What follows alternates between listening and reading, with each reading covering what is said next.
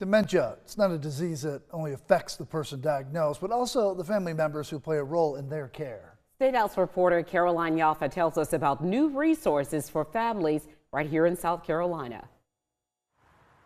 The South Carolina Department of Aging received a little more than $1 million from the state legislature last year for one specific program, and that's already helping them get more care to more people. The South Carolina Alzheimer's Association started a new program that brings dementia specialists to more areas across the state, a resource that families often go without.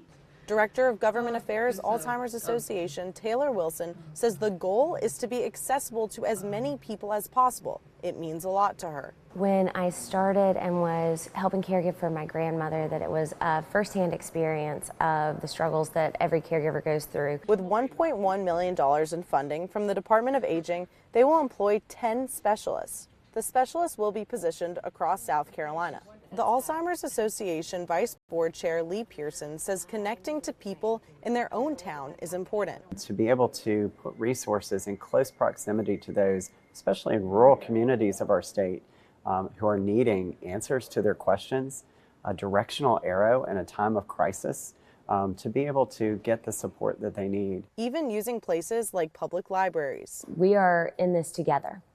And being in it together makes it more possible for us to achieve the goal of a world without Alzheimer's. But we need to do it hand in hand. Wilson says the legislature played a key role when it comes to getting funding and care in the state.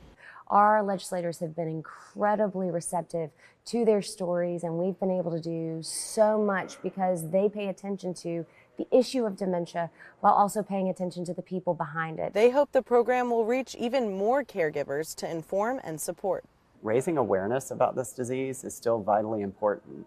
Many families are familiar with this disease, but not every family. The Dementia Specialist Program is expected to be available in June of 2025. In Columbia, Caroline Yaffa, Count on 2.